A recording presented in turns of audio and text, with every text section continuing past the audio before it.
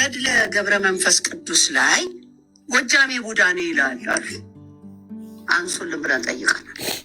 እስከ መቼ ነው ቡዳ እየተባልን የምንኖረው ብለን ጠይቀናል። አልሳጣን። እስከ ዛሬ ድረስ ያነሳልንም የለም እንትንም ያለልን የለም።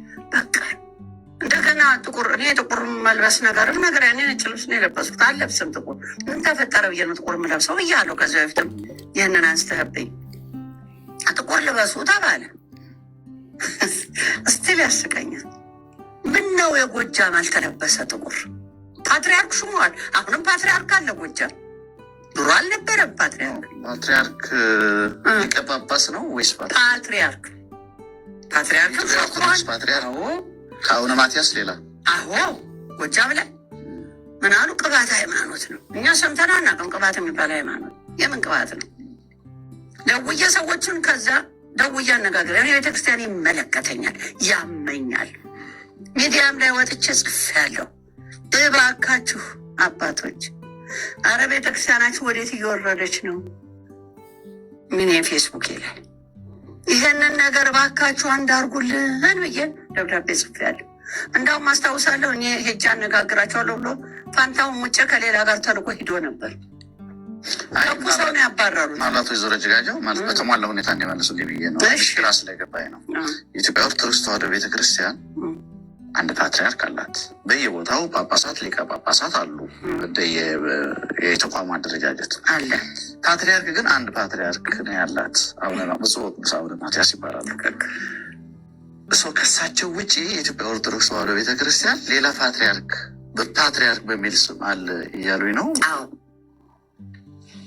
ማለት እኔ እያልኩ ነው። ትግራይ ያለው መንበረ ሰላማ እንኳን ሌላ ፓትሪያርክ አላደረገም። ባይዘወይ ፓትሪያርካችን አቡነ ማትያስ ናቸው ብሎ አልተነገረማ። አቡነ ሳዊሮስ ጳጳስ ነው የሾሙት፣ ፓትሪያርክ አልተሾመም። ትግራይ ጳጳስ ነው የሾሙት። 10 ጳጳሶች ተሾመዋል። ወደውም አይደለም፣ ፈተና በዝቶባቸው ነው። አቡነ ሳዊሮስም ፈተና በዝቶባቸው ነው እንዳይመረጡ እሳቸው የሚደረግ። ከዛ በፊትም በአቡነ አብርሃም ጋር ተወዳድረዋል። ሰምተ የለም እንዴና አቡነ ጴጥሮስ ሁሉ ሲሰድቧቸው ምንም የማያውቅ ሀይም እያሉ እንደ አልተፈተኑ። ፈተና ሲበዛብን ስለጎደል ነው ስላነስን ነው ብለው ያንን ቢያስተካክሉ መዳት የለም።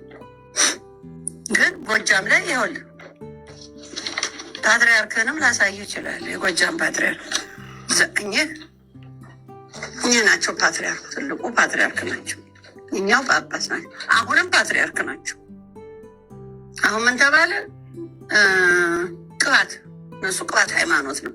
ድሮ የለም ቅባት ሃይማኖት ነበር አይደለም ማለት መቼ ነው የሹመት የተደረገው? አሁን በአቡነ ማትያስ ጊዜ ያው ቀኑን አቡነ አብርሃም የጻፉት ኦፍኮርስ። አዎ እሳቸው ይኸው ጥበቃ ይደረግ እንዴ? ለምን አያውቁም? ምን ያርጋሉ ቢያውቁስ? ቀኑን ስለማየት ይችላል። ሰኔ 16 2012 አለቀ። ከዛን ጊዜ ጀምሮ ፓትሪያርክ ተሾሞ ቁጭ ብሎ እንደደረግልን ስለመጠየቅ ይላል። ይህን የጠየቁት ነው አጀንዳ የሆነው። ማንም ሚዲያ አጀንዳ ሲያደርገው አይቻላል። አይደረግም። ምሰር መረጣ ነው። እውነት ከሆነ ግን የጎጃሙም መውጣት አለበት፣ የትግራዩም ማነገር አለበት። እንዲህ ሆይ ከተብ የሚባለው የአቡነ ሳዊሮስም ሾሙ የተባለው መውጣት አለበት። እኔ ጳጳስ 3 ጳጳስ መሾም ይችላል። የአቡነ ሳዊሮስ ጉዳይ በጣም ነበር አነጋጋሪ የነበረው ብቻ ሳይሆን ኦርቶዶክስ ተዋሕዶ በመላ ሀገሪቱ ጥቁር ሁሉ ተለብሶ ቤተክርስቲያን ማቅለበሰች፣ ኦርቶዶክስ ማቅለበሰች ተብሎ ብዙ ነገር ነው የተባለው። እንግዲህ 25 መሰሉ እንግዲህ የኤጲስቆጶሳት ምርጫ ተደረገ ነው የተባለው። የፓትሪያርክም አይደለም። የትግራዩ የመንበረ ሰላማም ያው የራሱ ሂደት አለው። ቅድም እንዳሉት ከብዙ ሙከራ በኋላ ሰሚ ጠፍቶ ብዙ ርቀት ሄደው ነው እዛ ደረጃ ላይ የደረሱት። እሱም ይታወቃል። ይሄ ጉዳይ ግን በጣም ነበር አጀንዳ የነበረው። እነዚህ ሁለት ነገሮች ለምሳሌ እና አቡነ ሳዊሮስ መጀመሪያ የጀመሩት ወዲህ ሰው የተደረገው እንቅስቃሴና የትግራይ የመንበረ ሰላም ነው። ከዛ በላይ ደግሞ ፓትሪያርክን የሚያክል በአንድ ሀገር ውስጥ ወይ ሌላ ሃይማኖት ከሆነ አንድ ነገር ነው። በኢትዮጵያ ኦርቶዶክስ ተዋሕዶ ቤተክርስቲያን ግን አንድ ፓትሪያርክ ነው ያለው። በተለየ ሁኔታ ሲደረግ በምን መልኩ ትሪት አደረገችው የኢትዮጵያ ኦርቶዶክስ? ምን ይመስል ነበር? እኔ እንግዲህ እስከማውቀው ድረስ ነው ማውራ። ይህንን ልክ እንዳየሁ በጣም አዘንኩኝ። ከሆነ ከነኚህ ከፈራሚዎቹ መሀል ማቃቸው ጋር ደወልኩኝ። ምን እየተሰራ ነው? ምን ሆናችሁ? ለምንድን ነው? ቤተክርስቲያኔ ነው፣ ሁሉም ሀገሬ ነው። ጎጃምን ብዙ ስራ ሰርቻለሁ። ስለዚህ ሀገሬ ነው፣ ኢትዮጵያዊ ነኝ። ምንድን ነው የመለሱልኝ? እኛ ከአቡነ ጳውሎስ ጊዜ ጀምረን እናታችን ብዙ ነገር ይስተካከል ብለን ጠይቀናል ያሉ ለኔ ነው። ጠይቀናል። ስንጠይቅ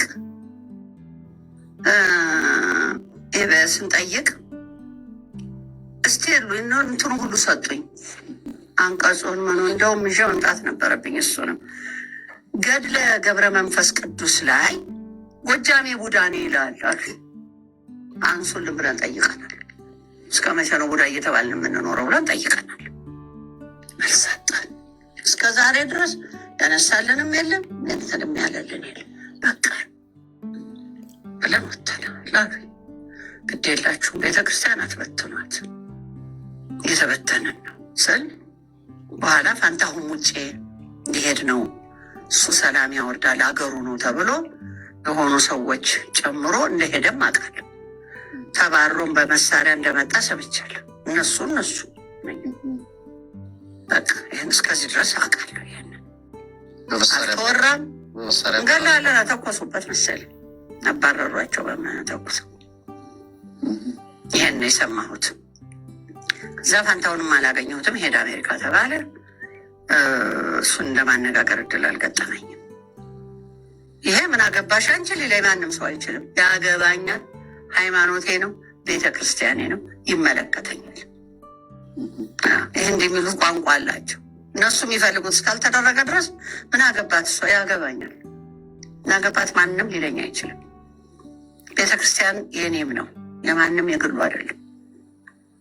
ፓትሪያርኮቹም ፓትሪያርኬ ናቸው፣ ጳጳሶቹም ጳጳሶቼ ናቸው። ግን ስርዓት ሲይዙ እንጂ የሁሉ አቡነ ሳይሮስ ቦታ እንዳያገኙ እንዳልኩ እሳቸው ችግር ነው። ይሄ ሁሉ ውርጅብኝ የሚወርድባቸው በእውነት መልስ መስጠት ሲችሉ መልስ የማይሰጡ ፈገግ ብለው ስቀው ዝም የሚሉ እንዲህ ነው እንግዲህ አባት ማለት። አስተዳደር ማለት ይሄ ነው። ከመጡም እያየህ ነው ብዙ ነገር ያስተካከሉ። ሊቀ ሊቃውንትንም አንተ ጋር ቀርበው የነበሩ እሳቸውንም መለሷቸው። ይሄ ነው እንግዲህ አባት ማለት። ሰው በማንነቱ መጠቃት የሚባል የማያምኑ ሁሉም በእኩል አይን የሚያዩ ሁለቱ ደግሞ ተግባብተው ጥሩ ስራ ሊሰሩ የሚችሉ ተመርጠዋል እንጂ አቡነ ጴጥሮስ ከአሜሪካ መጥተው አሜሪካዊ ተቀምጦ ችግር እኮ አለ እኛም ጋር ችግር አለ እኮ እኛም። አዎ ምናልባት አቡነ ጴጥሮስ ላይ የሚነሳው አንዱ ጉዳይ ከዚህ በፊትም በተደጋጋሚ አንስተነዋል። ይህን ጉዳይ አባት ነው መምሰል ያለበት፣ ፖለቲከኛ ደግሞ ፖለቲከኛ ነው መምሰል ያለበት፣ ሁለቱ መቀላቀል የለበትም የሚል ነው። እንግዲህ ሁለቱም ላይ ነው ጥያቄ ይነሳ የነበረው። የኢትዮጵያ ኦርቶዶክስ ተዋሕዶ ቤተክርስቲያን ጠቅላይ ቤተ ክህነት ስራ አስኪያጅ ብፁዕ አቡነ አብርሃም ነበሩ። ዋና ጸሐፊ ደግሞ ብፁዕ አቡነ ጴጥሮስ ነበሩ። አሁን እነዚህ ናቸው እንግዲህ በብፁዕ አቡነ ሳዊሮስ እና በብፁዕ አቡነ ዲዮስቆሮስ የተተኩት። ይሄ ሰሞኑን አንድ መግለጫ ሰጥተው ነበር ብፁዕ አቡነ ጴጥሮስ የቀድሞ ዋና ጸሐፊ እና አማራ ይጥፋ። እሺ ይሄ ነው ቪዲዮ፣ ሪካርድ አድርጋችሁት ከሆነ ይሄ ነው ቪዲዮ። በጎጃም እንግዲህ ቅባት ፓትሪያርክ ነው የሾሙት ወይዘሮ እጅጋየሁ። እኔ ዝምዬ ያኔ በየሚዲያ ላይ ያቸው ነበረ። በኋላ አይ ቲንክ የማን ነው የአርቲስት መሐሙድ አህመድ ባለቤት ናቸው የሚል ነገር ሰማሁ መሰለኝ ባለፈው ላይ። እውነተኛ መረጃ ከሆነ እኔ ምንም የማውቀው ነገር ስለሌለኝ አላውቅም። እና ያው ተሾሟል። ጎጃም ላይ ቅባት የሚባለው ሾመዋል። ግን ነበሩ አይደል? በቃ ግን የሚገርመው የጎጃሙ ጳጳስ ሲሾምና ፓትሪያርክ ሲሾምና ራሱን እንትን ሲል ጥቁር አይደለም ነጭ ተለብሶ ከሆነ አይደው ነው። አሁን እዛ ዝርዝር ውስጥ ሌላ ውስጥ አልገባም።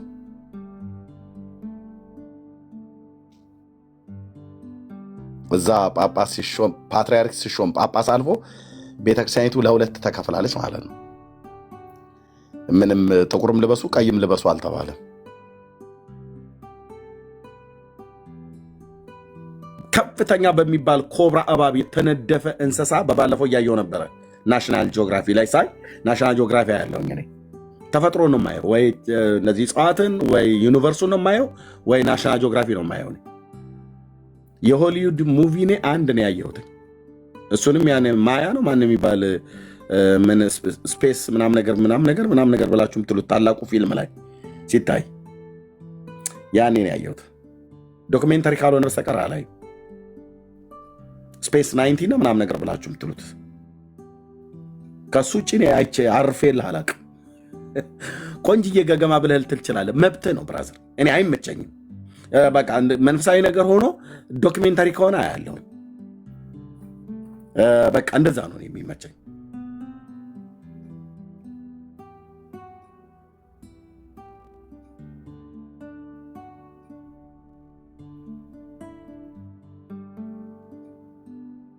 እና ናሽናል ጂኦግራፊ ሳይ በደረቀ ሳር ውስጥ የተጠቀለለ ልክ የሳሩን ከለር ይመስላል። በእኛ አገር እረኛ ሆኜ በነበርኩበት ሰዓት ላይ በእህል ሳጭድ ጤፍ እያጨድኩ እያለሁ ወንድሞቼ እግዚአብሔር ምስክሬ የወጣ ባሳው እጄ ላይ ላሳያችሁ። እኔ ጋር በመረጃ ነው። እዚች ጋር ትታያችኋለች። እዚች ጋር አሁን እንዴት እንደማሳያችሁ እዚች ጋር ትታያችኋለች። እንዴት ነው ማሳይ? እቺ ትታያችኋለች። እዚህ ጋር ትታያችኋለች። ከመስመር እቺ ጋር ድድር ያለችዋ ይታያል ወገኖች። እዚህ ጋር ማጭድ ነው። ጤፉን እንደዚህ ይዤ ማጭዱን በዚህ አስገብቼ ሳጭድ ሱፍ ከጤፉ መካከል የምንዘራው ሱፍ አለ። እሱ ላይ ተልብማ እባብ ተጠምጥሞበት ነበር። እኔ አላየውም። ቶሎ ፈጥነን ነው የምናጭደው። ይኸው የአባቶቼ አምላክ ምስክር ነው። ገበሬ ነኝ ብዬ ስልህ ከነ ማህተሙ ሁሉ ጨምረ ማሳይ እና ተልብማ እባብ የሚባለው ማለት ነው። ከለሩ ወደ ብራውን የደረቀ ሳር አይነት እንደዚህ አይነት ጠረጴዛ አይነት ነገር ነው። የደረቀ ሳር ነው የሚመስለውና እያየው ያለው ናሽናል ጂኦግራፊ ላይ ደቦል አንበሳ ነው በጣም እየጮህ ይሄዳል እና እባቡ ተጠቅልሎ የደረቀ ሳር ውስጥ ማለት ነው። እና እኔ አላወቅኩም ነበር። ብቻ ጠቅ ሲያደርገው አንበሳው እንዴት እንደተስፈነጠረ እንዴት ሰውነቱን እንደወረረው እና በጣም ጮኸ አንበሳው። ምንድን ነው የነካው? ሾክቶት ነው ምናምን ነገር ለእኔ አይታይም፣ የደረቀ ሳር ነው። በኋላ ከነከሰው በኋላ እባቡ ጭንቅላቱን ወደ ላይ ቀና አድርጎ ሲሮጥ አየሁት። እዛው ናሽናል ጂኦግራፊ ላይ ይታያል። እና አንበሳው 2 እርምጃ አልተራመደም። መርዙ በሰውነቱ ገባ። ያንን የሚያክል ግዙፍ አስፈሪ የጫካው ንጉሥ ተብሎ የሚባለው ገለበጠው አልኩ። እዛው 2 ደቂቃ ራሱ እንኳን አልሞላም። ይሄንን አሁን የጤና ባለሙያ ስለሆነ ለሰሙሻ ምናምን ነገር መስጠት ምን ያህል ዶዙ ምን ያህል እንደሚሆን መርዛቸው ማለት ነው። የጊንጥ የሚሆን የእባብ እንደዚህ አሉ አንዳንድ በቃ በጣም ኃይለኛ ዶዝ ያላቸው ማለት ነው። እና ሰውነቱ ነው በቃ እንዴት እንደተርገፈገፈ አንበሳው ሼክ ነው ያደረገው። ሼክ ተንቀጠቀጡ ማለት ይሄ የተፈጥሮ ስጋችን ሁሉ ጭምር ማለት ነው። ተርበደበዱ ይላል። ከፍርሃት የበለጠ ጥርስ ይንቀጫቀጫል፣ ከንፈር ይንቀጠቀጣል፣ ፊት፣ እግር፣ እጅ፣ እግር ምናምን ነገር ምድር ነው የሚካዳ። የጌታን ድምፅ ሰምተው እንደዛ ነው የሆኑት ሲና ተራራ ላይ ማለት ነው።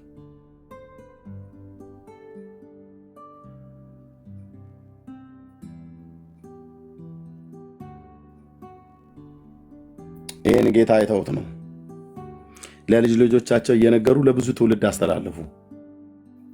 መጨረሻ ላይ ግን ምንድን ነው የሆኑት? ይሄው ጌታ በሲና ሕግን የሰጠ ጌታ፣ እዛ በመብረቅ በነጎድጓድ በመለከት ድምፅ የወረደ ጌታ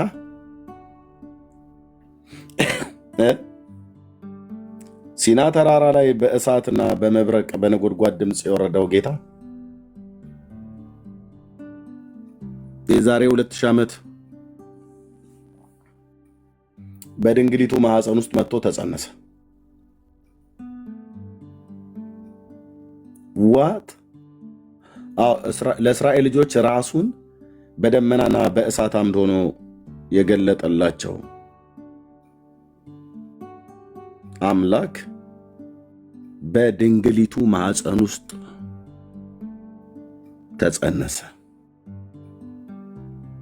እሱ በተጸነሰበት ዘመን ከዛም በፊት የነበረው የአይሁድ ሃይማኖት 6 ነው 7 ቦታ ላይ ተበታትነው ነበር። ፈሪሳውያን፣ ሰዱቃውያን፣ ቀናአናውያን፣ አሴናውያን፣ ሂላል፣ ሻማይ እና ሌሎችም አሉ ጨምሩባቸው። እንደዚህ በሚባሉ ቡድን ተቧድ ነው ጎራ ጎራ ከፍለው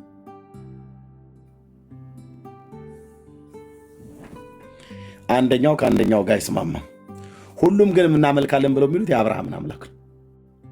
የሰጣቸው ስንት መጽሐፍ ነው? 1 መጽሐፍ ነው። አምላካቸው ስንት ነው? 1 አምላክ ነው። እስራኤሎች ሰማ አምላክ እግዚአብሔር አንድ እግዚአብሔር ነው ተብሎ ተጽፏል። አንዱን እግዚአብሔርን እያመኑ ግን 7 እና 6 ቦታ ላይ መበጣጠስ ሼሞኒው ለአዳም ልጆች ለሁላችን በእውነት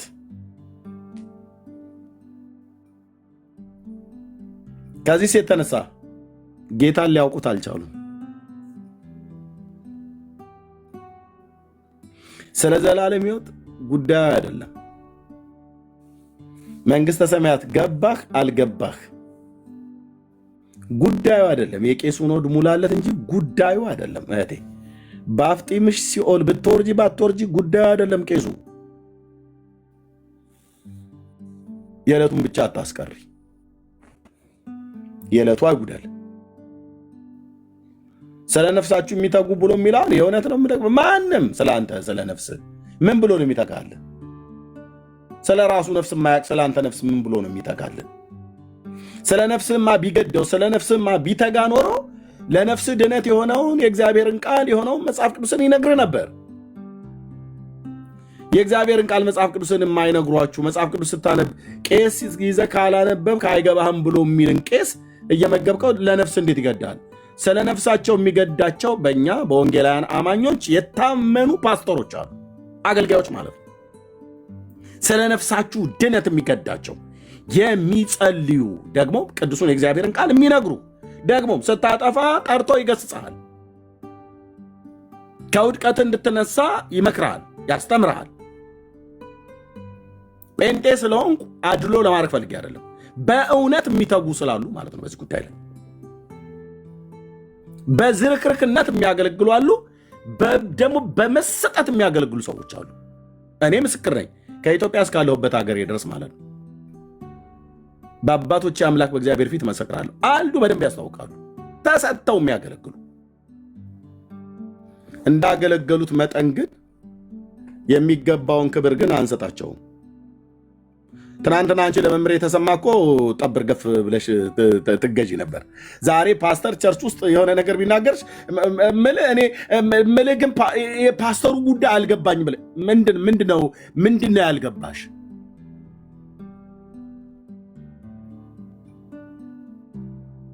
ፓስተር ተናገረን ብለው ፓስተሩ ገሰጸኝ። ላይገሰጽሽ ነው እንደሄታል ወንድሜ፣ ላይገሰጽህ ነው ወይ? እኔ ይቅርታ አድርግልኝ፣ ኢየሱስ ዘልዛላ ልጆች የሉትም። ትኖራለህ፣ የምር ነው መኖር ያለብህ። እኖራለሁ፣ እኔ የምሩ ነው የምኖረው። ጌታዬ ምስክር ነው፣ የምር ነው የምኖረው። ሳጠፋ የማይገስጸኝ ፓስተር ከሆነ ፓስተር ትክክል አይደለም። ሳጠፋ አደባብሶ የሚያልፍ ከሆነ በእውነት ትክክል አይደለም።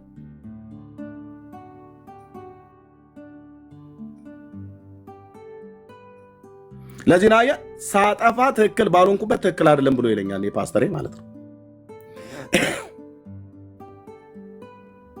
ትናንት ለመምሬ እንትና እንዴ ሰሚት ቄስ ስናይ እኮ ወንድሞች ናቶች አይደል እንዴ?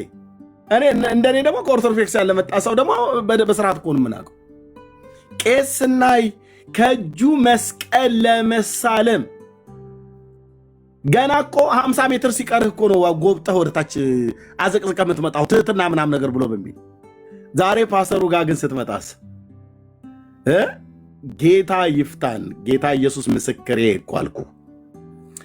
ፓስተሩ ጋር ስትመጣ ደረትህን ገልብጠህ የግድ አቀርቅር እያልኩ አይደለም፣ ፓስተሩም እንደዛ አላለም። ግን ደረትህን ገልብጠህ ትህትና የሚባል ነገር የለም። ጌታ ወገኔ እንዴ ወገኔ እየሰማኝ ነው። መድኃኔ ዓለም ክርስቶስ ምስክሬ ነው። ፕሊስ የእግዚአብሔርን ሰዎች በቤታችሁ አክብሩ። እኔ ዝም ብዬ እንደማልናገር ታውቃላችሁ። አክብሩ አክብሩ። እሺ ትናንትና መምሬ እንትና የሚባል ውዳሴ ማርያም ብቻ አባ ኤፍሬም ሶርያዊው ደረሰ የተባለውን ውዳሴ ማርያም የሚደግም ሰውዬ ከዛ ባለፈ ድርሳነ ሚካኤል፣ ሰይፈ መለኮት፣ ሰይፈ ስላሴ የሚደግምን ሰውዬ ወገባችን እስኪጎብጥ ድረስ ዝቅ ብለን አባቴ ይፍቱኝ ይሰሩኝ ብለን ስንል ነበር። ሰዎች የልዑል እግዚአብሔር መንፈስ ያለባቸው ከአንዱ መንፈስ የጠጣን ፓስተሮቻችሁን ምን ያህል ነው የምታከብሩት? ማን አቶ ገበየው አንተ እዚህ እኮ አይመለከትህም። ማን ወጣ ገባ የሆንክ ሰውዬ ነህ። አይቻለሁ ብዙ እንዲሁ ዝም ብለህ ፂምህን አሳድገሃል። በእርግጥ 2 ፀጉርም አብቅልሃል። አንተን አይመለከትም ወንድም አለ ብዬሽ በል አሁን ቶሎ ንቃው ከዚህ ቤት ካልሆነ የማይሰራ ኃጢአት እግዚአብሔር ይፍታ ብዬ በድሮ ስልጣን አይደለም በአሁኑ በተሰጠኝ ስልጣን እንትን ላለው ሂድ። እሺ ወንድም አለ ሂድ፣ አንተ ሌላ ቦታ ላይ ሂድ። በጻድቃን ማህበር ኃጢአተኞች አይቆም እንደተባለ እለፍ። አንተ ዝም ብለህ ሂድ። አይቻለሁ። እዚህም ታጠቅሳለህ፣ እዛም ታጠቅሳለህ። ታድሶ ነው ብለህ ትላለህ። ግን በቃ እልም ያልክ አጭቤ ማለት ነው። እንደዚህ አይነት ታድሶ ነው ያላቅ። እንዴ በታድሶ ውስጥ የሚያገለግሉ ስንቶች አሉ።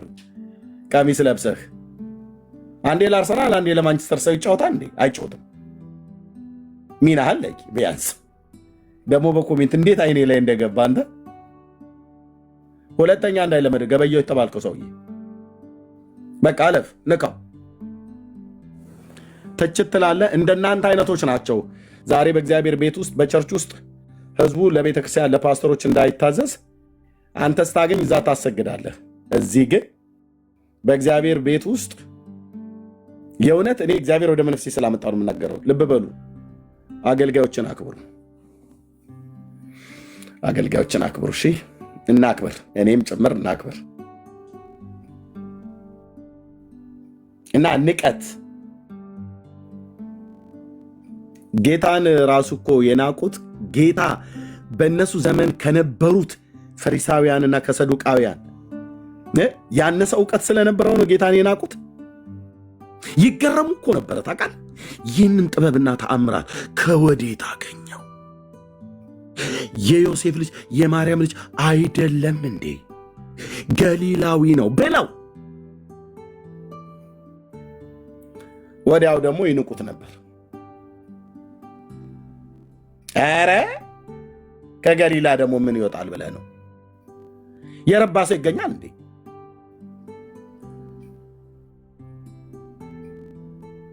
ብሎ በማለት የቅኖችን ልብ ጭምር ያጣመሙ ጠማምነት ውስጣቸው የነበሩ የአይሁድ ግብዞች የሆኑ ፈሪሳውያን ነበሩ። እነ ናትናኤልን ቅነ ልበ ቅኖችን የሆኑ ሰዎችን ሁሉ ጭምር ከናዝሬት ገሊላ ነቢይ አይወጣም መርምርና እይ ብለው እርስ በርስ ተጣልተው በሱኮት በዓል በዮሐንስ ወንጌል መጽሐፍ ምዕራፍ 7 ላይ ማለት ነው እርስ በርሳቸው በኢየሱስ ጉዳይ ሳይግባቡ ተበተኑ።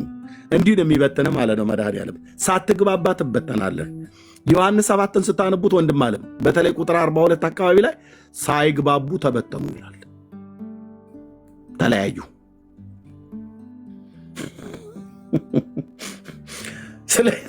ስለ ኢየሱስ እያወራ የሚያግባባው ጌታ ቢያንስ በሚያግባባው ጌታ እንኳን አይግባቡም። አልተግባቡ። እንዳይግባቡ ያደረጋቸው ምንድነው? የሰው ስርዓት የሆነ ትምህርት። ኦርቶዶክስን እርስ በርስ እንዳይግባባ ያደረገው ምንድነው?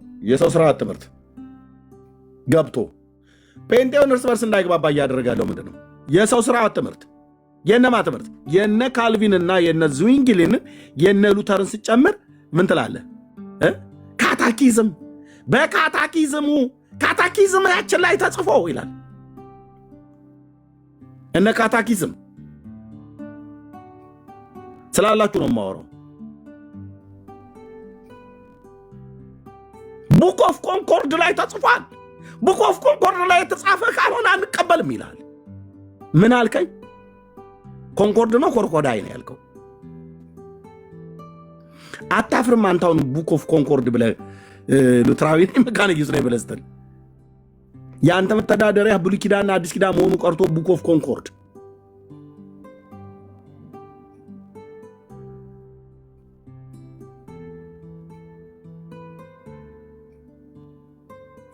ዝቅጣት ይልሃል። ይሄ ነው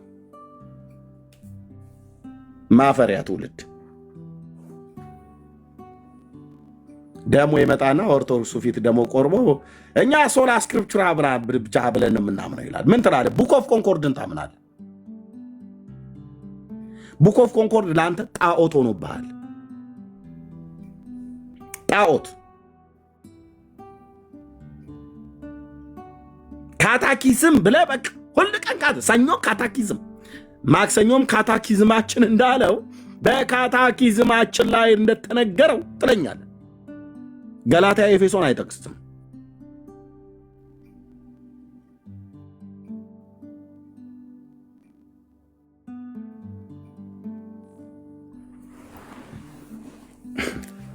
እንደ እግዚአብሔር እንደ ሰው አስቤው በቃ ያሳዝነኛል በእውነት። ማን ነው የሚያሳዝነው? ራሱ ኤርሚያስ እኔ ነኝ የማሳዝነው። አንተ አንቺ ነን የምናሳዝነው።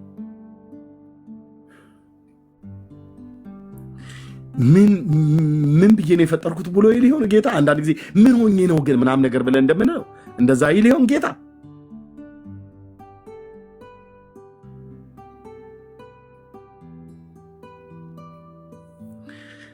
አቤት አቤት አቤት።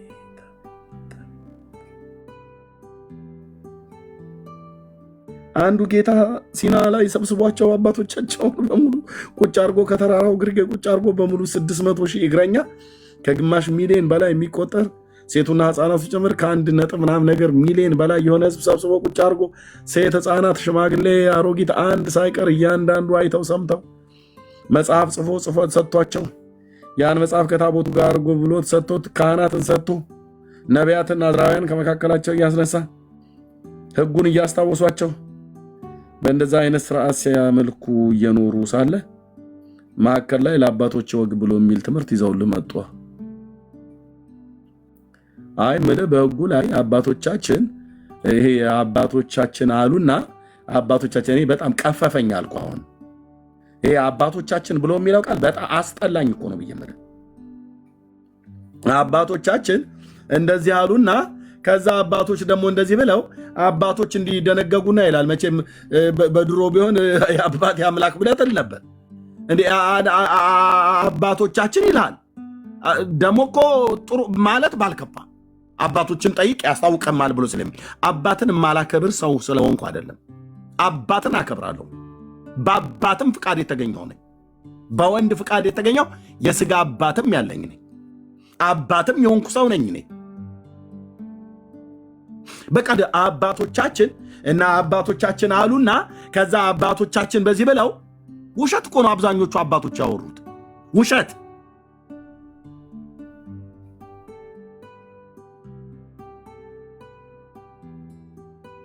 ቆንጅዬ ወሬ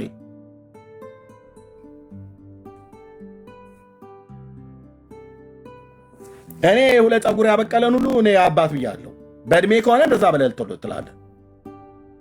ሄዳ ዝም ብሎ አርቲ ቡርቲ ያወራውን ሁሉ ይመዘናል በእግዚአብሔር ቃል። በቃ ቻለው። የፈለገ አባት ይሁን እኔ ከነበርኩበት ዘመን የትየለሌ በነበረበት ዘመን ይኑር፣ ለጌታ ቅርብ የነበረበት ዘመን ለማን አይኖር። በቃ ይመዘናል። በሐዋርያቱና በጌታ ትምህርት በነቢያቱ መጽሐፍት ይመዘናል። መዝኜ ትክክል ካለለ ውድቅ ነው የማደርገው። አባቶቻችን እያልክ እንድትኖር አደርግሃለሁ ማለት ነው። በቃ ውድቅ ነው የማደርገው። እስኪ አንድ ጴንጤ ፊቴ ቆሞ እስኪ ከመጽሐፍ ቅዱስ የተለየ ሐሳብ አግናጤዎስ ያውራ። መድኃኔዓለም ምስክሬ ነው። ሰማይ ምድሩ በአናቱ ይደፋል እንጂ አልቀበለውም አግናጤዎስን። ከመጽሐፍ ቅዱስ የተለየ ሐዋርያው ጳውሎስ ካስተማረው የሁላችን ጌታ ኢየሱስ ክርስቶስ ከተናገረው ውጭ እስኪ ሉተር ይናገር። በፍጽ አለቅልቄ ነው የምደፋልህ አልኩ። እንኳን ይህንን አንድ ጀርመናዊ ጢማም መነኩሴ አይደለም የፈለግከውን አባቶች ብለህ የምትላቸውን ወደኋላ ጥራ። አንድ እኮ አልኩ ቃል ለምድር ለሰማይ እኔ የሥላሴ ባሪያ አልቀበልም። ዳር አስይዝሃለሁ አልኩ። አንቀበልም። እትዬ በጽድቅ ላይ አናምፅ እንጂ በጽድቅ ላይ ቆመን ግን በአመፅ ላይ እናምፃለን፣ በሐሰት ላይ እናምፃለን፣ በሰው ስርዓት ትምህርት ላይ እናምፃለን። አዎ አባቶችን እንደ አባቶች እናከብራለን፣ እናቶችን እንደ እናቶች እናከብራለን። ይመጣልህና በቃ አባቶቻችን ይላል። አባቶቻችን እንደዚህ ብለው አባቶች የተባሉት ናቸው እንደውም ብዙዎቹ የገደሉት የቤተክርስቲያን ታሪክ ውስጥ ስራም የሰሩ አሉ፣ ያልሰሩም አሉ።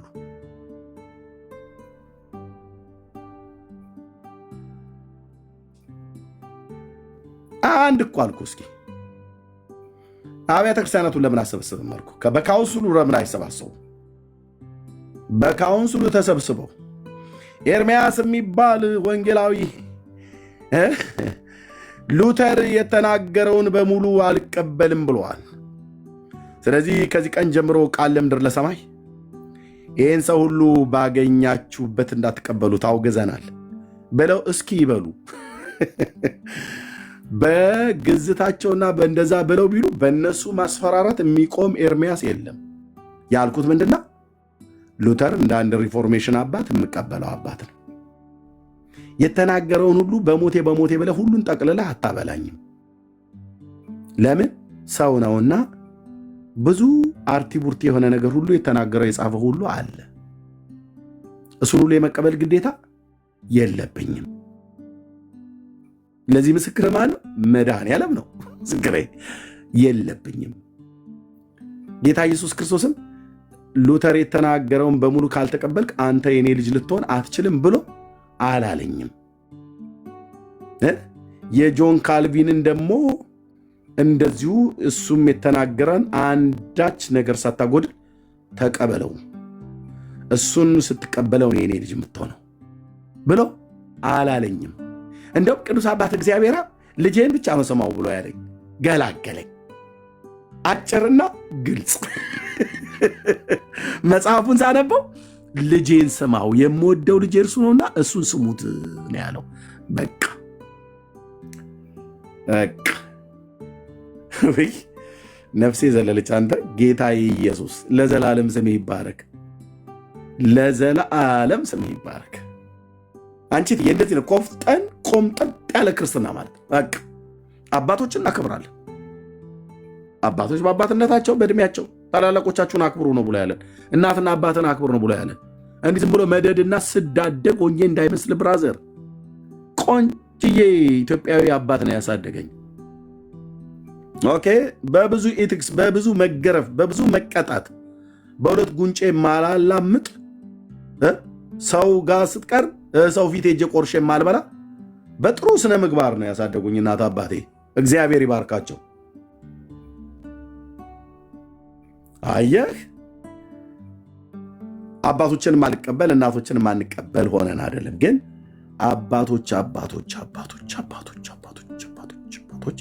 አባቶች ብለው አባቶች እንደዚህ አሉና አባቶች ከዛ እንትን አሉና አባቶቻችን ደግሞ እንደዚህ አሉ። ስንት እኮ የሚቀላምድ እኮ ሁለት ፀጉር አይደለም ፀጉሩ ራሱ የፂሙ ላይ አገጩ ላይ የበቀለው ፀጉር ከጥቁረት እኮ አልፎ ጥጥ ነው የሚመስለው።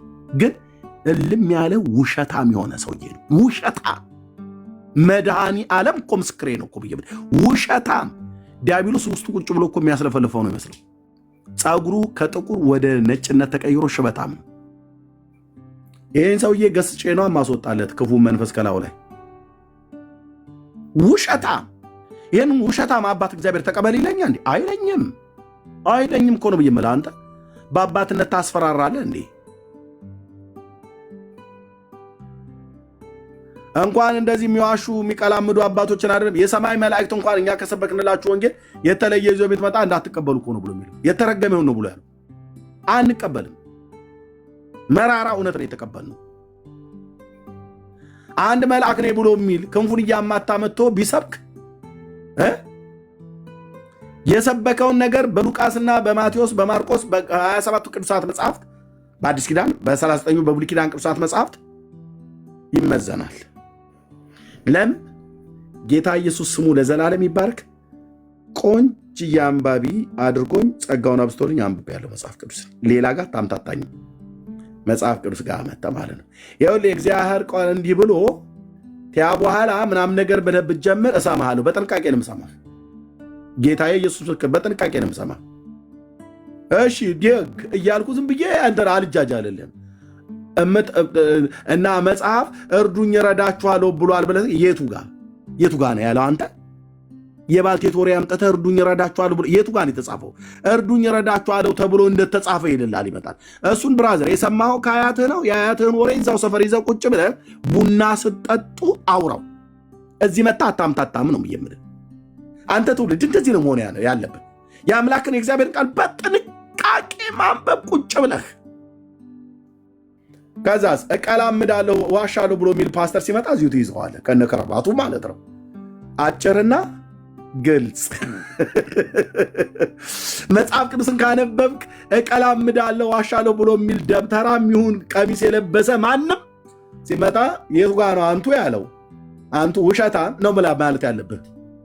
ካልተጻፈ የለም። ኬታ መጡ በከመ ይቤ መጽሐፍ ማእከለ ፈጣሪ ወፍጡራን ብሎ ሲል የቱ ጋ ነው መጽሐፍ እንደሚል ያለው? የቱ ጋ? ያምጡት። ብፁዕ ከሆኑ ብፁዕነቶ ከሆነ ብፁዕነቶ ያምጡት። አባታችን ያምጡት ነው ማለት አለበት። መጽሐፍ እንደሚል ብለው ጀምረው የቱ ጋ ነው መጽሐፍ የሚለው? የትኛው መጽሐፍ ነው ያለው? በከመ ይቤ መጽሐፍ ብለውናል። መጽሐፍ እንደሚል ብለዋል። የትኛው መጽሐፍ? ማርያምን ጻድቃን በገነት ደስ የሚሰኙባት ኃጥአን በሲኦል ከሷ የሚወጡባት የትኛው መጽሐፍት ነው ብሎ የሚለው ብለህ ትይዘዋለህ ማለት ነው። ከሌለስ ሁለተኛ እንዳይለመዶት እንዳይዋሹ። እሺ እግዚአብሔር እንደዚህ አይነት ትውልድ አይደለም የሚፈልገው። ለእውነት ቃል የታመኑ ይሆኑ። የአባት ውሸታም ለልጆች ጥሩ ምሳሌ አይሆንም። ንስሐ ይግቡ በዚህ ጉዳይ ብለህ እንደ አባት አክብረህ ግን ነግረሃቸው ወደ ቤተ መላክ ያለብህ። ልክ ነኝ አይደል? መሪ ማይከፍታ ወይስ ተቃውሞ አለ? አረ ትክክልና አባቶች እንዲያውም ገድለውት የለም እንደ ጠቅላላ ትምህርቶች ሁሉ እኮ እነሱ የገደሉት የበረዙት ትምህርት ነው እኮ። ዛሬ ነገረ ክርስቶስ ላይ ዓለም ሁሉ እንዳይግባባ ያደረጉት እኮ በመጽሐፍ ቅዱስ ውስጥ የሌለ ቃል እየፈጠሩ የሌለ ትምህርት አምጥተው የራሳቸው ትምህርት አምጥተው መጽሐፍ ቅዱስ ላይ ደነቀሩበት። ከዛስ ሰው አባት ፍለጋ አባ ማን አለ? ይሄን ማን ብሎ ፈታው? ከአባቶች መካከል ይህንን ብሎ የፈታ ማን አለ ይልሃል። ከዛ በኋላ ጳውሎስ ከጳውሎስ የበለጠ ማን አለ? ዓለም በሙሉ ዓለም ሁሉ የተቀበለው ጳውሎስን አይደለም እንዴ? ጴጥሮስን አይደለም እንዴ? ሐዋርያትን አይደለም? ከሐዋርያት መካከል ማን ነው የተቃወመው? ከዚያ ውጭ የሆኑ ግን ሐዋርያትን መሰረት አድርገው መተርጎም ሲገባቸው የራሳቸው ትምህርት የራሳቸው ድሪቶ እያመጡ የደነቀሩብን ዛሬም ድረስ ዓለም እንዳይግባባ ያደረጉት እነሱ ናቸው። እየገነጠሉ ምን እያሉ አንዱ ከአንዱ እየወጣ የኬልቄዶን ጉባኤ ክለባት 8 ሰዎች ወጥተው ነው እኮ ኤርምዬ። የኬልቄዶን ጉባኤ 636 ሊቃውንት ናቸው የተሰበሰቡ 636። ምክንያቱ ንጉሱ የኒቅያ ጉባኤ በ318 ስለሆነ የተከናወነው የኒቅያ ጉባኤ ንጉሱ መርቅያን ደግሞ እጥፍ ማድረግ ፈለገና 636 አደረገው። የዚህ የኬልቄዶን ጉባኤ ከዚያ መካከል 8ቱ ተገንጥለው ወጡ። 5 ግብፃውያን፣ 2 ደግሞ የፊልጵስዩስ ሰዎች ናቸው። ተገነጠሉና ጉባኤውን ጉባኤ ከለባት አሉ። እንዴ 628 አይበልጡም እንዴ ከ8 ሰዎች? ስምንቱ ናቸው ወጥተው ውሾች ብለው የተሳደቡት። ታዲያ 8 ናቸው እኮ ይሄው ዛሬ ድረስ ዓለምን የበከሉት 8 ሰዎች ለ628 ሰዎች። አሁን ለጉባኤ ቅልባት ይላሉ ዝም ብለው እና በጣም ይሄ አባቶች የምትለው ነገር በጣም እያባሉን ያሉ ማን ናቸው እነሱ? አሁን መጽሐፈ ዚቅን ስታየው ዘአስተጋብእዎ ሊቃውንተ ጎንደር ነው የሚለው እና በሙሉ የተሰራው በጎንደር አድባራት ነው። የፊት ሚካኤል አጣጣም ሚካኤል ነው የሚለው። አጣ ሚካኤል፣ የፊት ሚካኤል። ከሁለቱ ውጭ የትም አገር ላይ ብትሄድ ከሁለቱ መውጣት አትችልም። አባጃሌ ተክለ ሃይማኖት አደባባይ ተክለ ሃይማኖት ይልሃል። ቃ ኢየሱስ አደባባይ ኢየሱስ፣ እልፍኝ ጊዮርጊስ አቧራ ጊዮርጊስ፣ እንዲህ እያለ ነው የሚከፋፈለው። ስለዚህ የአባጃሌ ተክለ ሃይማኖትን ዜማ ይዘህ አደባባይ ተክለ ሃይማኖት ብትቆም አናቴን ነው የሚያፈርስ። ተረዛ አባጃሌ ሂድ ነው የሚል አየተለያይቶ አንዷ ኦርቶዶክስ ቤተክርስቲያን ጎጃም ብትሄድ ምንድነው እንትን አጫብር ነው እኮ እና እዚያ ቆሜ ብታዜም ያፈርሳል። በመቋሚያ ያፈርሳል። ጠቅላላ ዜማው ምኑ አቋቋሙ በአታ በሆነ ቦታ ላይ ቤት ብትቆምበት ያፈርሳል። የኛ አይደለም ይላል። መጀመሪያ በክብር በጸናጽል እንዲህ አድርጎ ሻሻ ያደርግና የኛ አይደለም እሱ ይላል። አይ እኔ ኦርቶዶክሳዊ ነኝ ብትለው የምን ኦርቶዶክስ ዞር በል ነው የሚል። ተክሌዎቹ ሴት ናቸው መርግታ። በቃ ተክሌ ደግሞ ደብረ ታወር፣ ተክሌ ደብረ ታወር። ስለዚህ ላይ ቤት አለ፣ ታች ቤት አለ፣ ሳንኳ አለ፣ አጫብር አለ፣ ቆሜ አለ፣ ቆሜ ቤተልሔም ምኑ በአታ መዓት የዜማ ነው ያለ መዓት አይነት እያንዳንዱ እዛ የለመድከው ተክለ ሃይማኖት አንዱ ለምሳሌ በአደባባይ ተክለ ሃይማኖት የሚቆም ቁመት ያ አቋቋም እሱን ይዘ ሌላ ጊዜ ደግሞ ሌላ ተክለ ሃይማኖት ብትሄድ የዚያ የለመድከውን የአደባባይ ብትል ያፈርሳል። እዛ የለም እንዲህ አይነት ነገር። እያንዳንዱ የየራሱ አንትናት እንዴ የሚካኤልን ገብርኤል ጋር ሄደህ አይቻልም። እንደዚህ በጣም ብትንትኑ የወጣ ነው። በጣም ደስ የሚለኝ እርምዬ እዚህ ወንጌላውያን ጋር እኔ ሉተርን አላቀውም። ጌታ በርቶልኝ ሉተርን ያወቁት የሉተርን አስተምሮ አውቄ አይደለም፣ የጳውሎስን ትምህርት ሰምቼ ነው። የጳውሎስን ትምህርት፣ የሐዋርያትን ትምህርት፣ የጌታን ትምህርት ሰምተን እንጂ አናውቀውም ሉተር የሚባል ሰው የታውቀ ነው። ስለዚህ የቤተ ክርስቲያን መስራች ማን ነው ከተባለ ኢየሱስ ክርስቶስ። አለቀ አለቀ። በቃ እውነት ነው። በቃ አለቀ። ኢየሱስ ክርስቶስ የቤተ ክርስቲያን መስራች ኢየሱስ ክርስቶስ። የኦርቶዶክስ ካለ እዛ ዲዮስቆሮስን ጠይቀው፣ የካቶሊክ ካለ እዛው ሂድና ሊዮንን ጠይቀው። እያንዳንዱ አርዮሳውያንን ብታይ አርዮስን ነው የምጠይቀው። ጆሆባ ዊትነስ ኦንሊ ጂሰሶች ሂድና ሰባልዮስን ጠይቅ። መስራቹ ሰባልዮስ። የቤተ ክርስቲያን መስራች ግን ክርስቶስ ብቻ ነው። አሜን። ክርስቶስ ብቻ ነው። እግዚአብሔር ይመስገን። ከቤተ ክርስቲያን ከክርስቶስ በቀር ሌላ የቤተ ክርስቲያን ራስ የለም። ሌላ የቤተ ክርስቲያን መስራችም የለም። በገዛ ደሙ እሱም በደሙ የዋጃት የሆነ በሰማዕታት በምናምኖች በምናምን አይደለም፣ በገድላት በድርሳናትም አይደለም።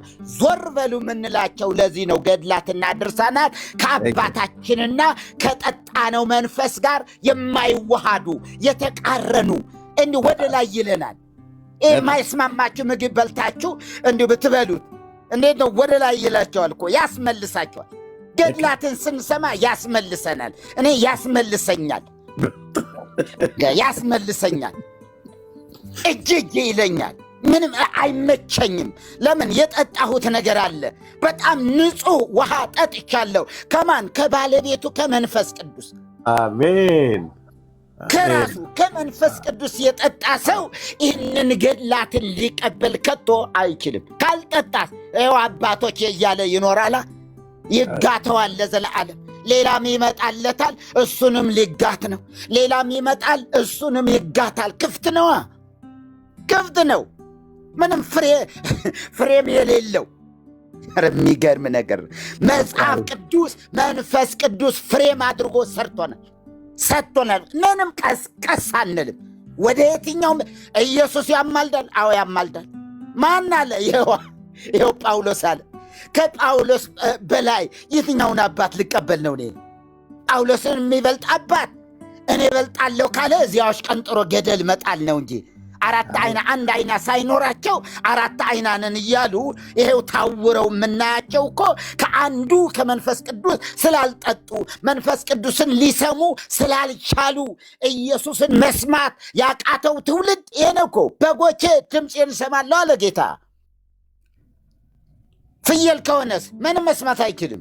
በግ መሆን ይጠበቅበታል። መጀመሪያ የጌታን ድምፅ ለመስማት ጌታ እረፍት እንደሆነ ለማወቅ እና አባቶች እያሉ ያሉ ከእውነት ለማሳት ነው፣ ከእውነት ለማውጣት የሚጠቀሙበት አጋንንታዊ ሰዎች ናቸው።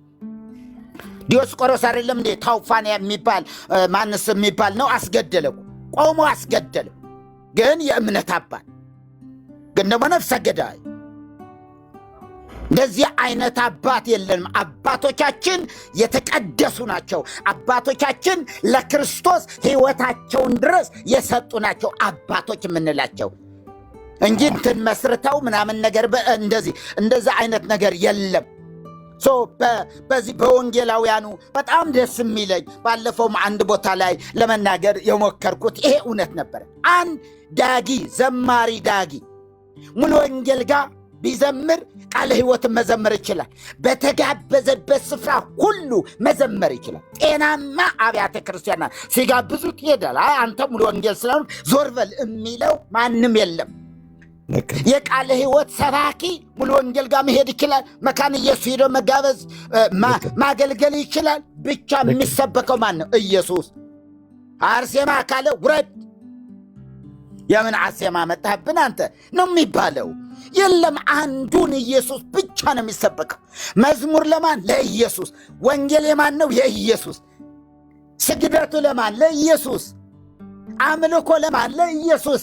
ጠብር ግፍ የሚሉለት አንዱን ስለ ሁሉ የሞተውን ኢየሱስን ብቻ ነው። እኔ በአብያተ ክርስቲያናት ላይ መለያየት እንዲህ የሚል አይታየኝም።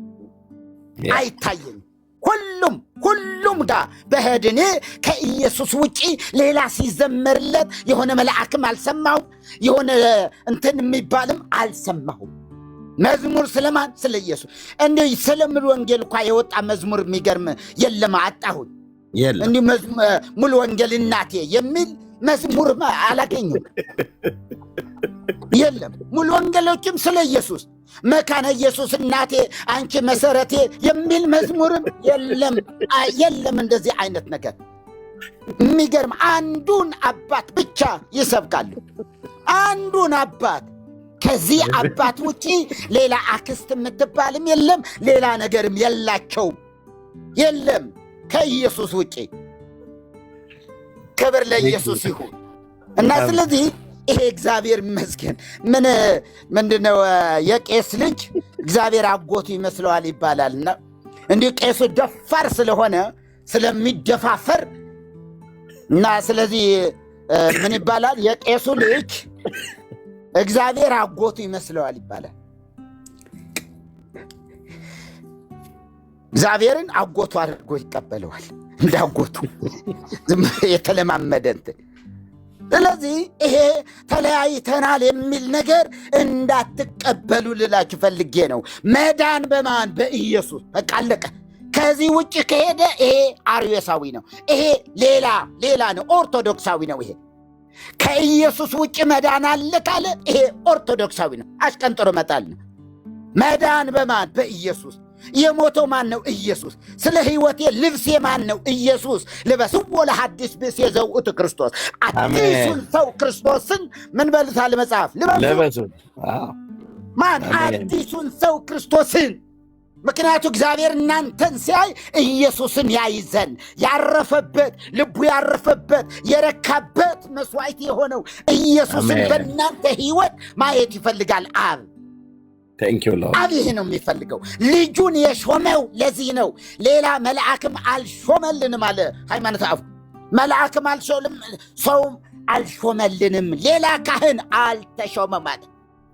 እንግዲህ እውነቱ ይሄ ነበር እና ሂዱ፣ ለምን ለማረጋገጥ ሂዱ፣ ቃለ ሕይወት ሂዱ። ከኢየሱስ ውጭ የሚሰበክ ካለ ከዚያ በቀጣይ እሁድ ሙሉ ወንጌል ጋር ሂዱ። እዚያ ጋር የሚሰበከው ማን? ኢየሱስ። ደግሞ መሰረተ ክርስቶስ ሂዱ። እዛ ጋር መዝሙሩ ስለማን? ስለ ኢየሱስ። ስብከቱ ስለ ኢየሱስ። ጠብር ግፍ የሚለው ህዝቡ ስለማን? ስለ ኢየሱስ። እንባውን የሚያፈሰው እጁን ወደ ላይ ዘርግቶ እንዲህ አንቃደ ወሰማይ ወደ ሰማይ እጆቻቸው እንደሚዘረጉት በሰማይ ከሚታየው ከሊቀ ካህኑ በቀር ሌላ ስለሌለን፣ ወደ ቀኝም የለም፣ ወደ ግራም የለም፣ ወደ ፊትም ወደ ኋላም የለም፣ ወደ ላይ ወደ አረገው ወደ ጌታ ክብር ለኢየሱስ ይሁን እና እሱ ነው የሚታይልን፣ እሱን ነው የምናቀው፣ ለእርሱ እንሰግዳለን። ስለዚህ ክፍፍል የሚባል የለም። እዚሁ ነው ያለ ክፍፍል። አርሴማ ጋር ብትሄድ አርሴማን ነው የምትሰብከው። ገብርኤል ከሄድ ገብርኤል ነው የምትሰብከው። መጥቆራ ስትሄድ መጥቆራ እንደዚህ ብሎ በዚህ ወጥቶ በዚህ ወርዶ ነው የምትለው። ሚካኤል ጋር ከሄድክ ደግሞ ያው ሚካኤልን ሰብከዋለህ። በአክናፉ እንትን በአክናፉ እያልክ ሲወድ ሄዶ ሲኦል ላይ ሄዶ ከዚያ በግራ ክንፉ 10,000 በቀኝ ክንፉ 10,000 ያወጣል። እንደ አሸዋ እየዛቀ ባለቤት እንደሌለው አሸዋ እንኳ ባለቤት አለው። እዚህ የኛ ነው ይላሉ ኦራል መኪናቸውን ይዘው እና እንደዚህ ነው አባቶች ገዳዮች ከወንጌል ጳውሎስ ያለውን ነገር የማይተረጉሙ። ትክክል ነው። ጳውሎስ ያማልዳል ብለዋል። እውነት ነው ብሎ ያማልዳል ያላለ አባት እሱ አባት አይደለም። እሱ አባት አንለው። ያማልዳል ያለ መጽሐፍ ቅዱስ አዎ ያማልዳል ካለ እሰየው። ይህንንስ የሰማነውን በእዝነ ልቦናችን ያሳድርብንም ይባላል አይደል? ይህንን አሜን ብለናል። አሜን። መርጌታ ጌታ እግዚአብሔር ይባርክ። እውነቱ እንግዲህ ይሄ ነው ወንድሞች እናቶቼ። በጣም ይሄ አባቶች የሚባለው ጉዳይ ላይ በጣም ብዙ በመረጃ እናወራለን። ለወደፊትም ማንንም አባትን እንደ አባት አክብር፣ መጽሐፍ ቅዱስ የሚያስተምረው ያ ነው። ግን በሃይማኖት ጉዳይ ላይ የሃይማኖት አባቶች አሉ፣ የስጋ አባቶቻችን አሉ። ልብ በሉ። ኦኬ። አባቶችን እንደ አባቶች፣ እናቶችን እንደ እናቶች፣ ሰውን እንደ ሰውነቱ እናከብራለን። መንፈሳዊ ጉዳይ ላይ ግን እነሱ የነበሩበት ዘመን እኛ ከነበርንበት ዘመን የቱንም ያህል ቢርቅ እነሱ በዚያ ዘመን ስለነበሩ እኛ በዚህ ዘመን እንድንኖር እግዚአብሔር ስላደረገ ብቻ ነው። በቃ አለቀ።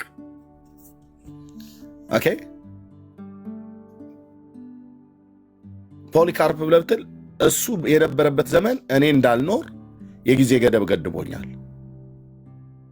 እኔ በነበርኩበት ጊዜ ደግሞ እሱ እንዳይኖር ጊዜ ገድቦታል። በሞት ተይዟል፣ ሄዷል ማለት ነው። ስለዚህ እነሱ እኮ ያኔ ጥንት ነበሩ ብለህ ብትል ጥንት የነበሩ አባቶች ታዲያ ጥንት የነበሩ አባቶች ስንት ውሸት ያዋሹታል አይደል? በሃይማኖት ቤት ሁሌ እንደምናገረው የአይሁድን ሃይማኖት ከእውነተኛ መንገድ እኮ ያራቁት አባቶች የሚባሉ ናቸው እኮ አብዛኞቹ የሃይማኖት አባቶች ማለት ነው። ይመስላችኋል? እነዚህ በማቴዎስ ወንጌል መጽሐፍ ምዕራፍ 23 ላይ ፈሪሳውያንና ሰዱቃውያን የተባሉት እኮ አንቱ እኮ የተባሉ ሰዎች ናቸው። እንደነ ገማሌል አይነት የህግ መምህር፣ እንደነ ኒቆዲሞስ አይነት የህግ መምህር ማለት ነው። በጣም እውቅ ስኮላር የነበሩት ማለት ነው። ኦኬ። የአይሁድን ህዝብ የእግዚአብሔርን ህዝብ ማለት ነው፣ የኪዳን ህዝብ ማለት ነው። ከእውነተኛው መንገድ ያሳቷቸው እነማን ናቸው? እነዚሁ አባቶች የተባሉት ማለት ነው፣ በዘመኑ የነበሩት።